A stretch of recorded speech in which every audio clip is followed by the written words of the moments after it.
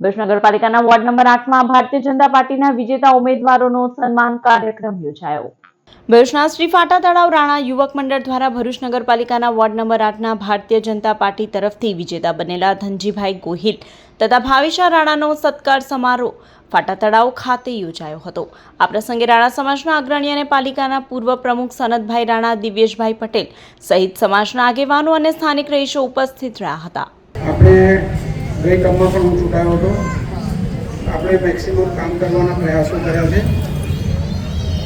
ફરી Bharuch ward number 8ની જનતાએ અમારામાં વિશ્વાસ મૂક્યો છે।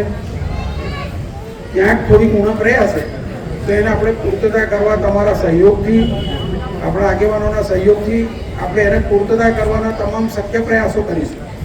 ભગવાનને આપણે પ્રાર્થના કરીએ કે આપણે જે પ્રયાસો કરીએ એ સાર્થક પ્રયાસ રહે અને આપણે એવા પ્રયાસો કરવાના છે કે વોર્ડ નંબર 8ની જનતાને સંતોષ આપણે આપી શકીએ।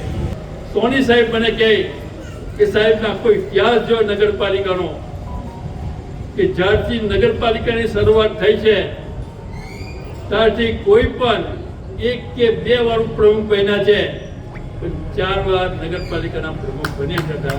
તમે એક સૌભાગ્ય છે। મને પિતા ટૂંચે કહેતા હતા, મને પિતા ટૂંચે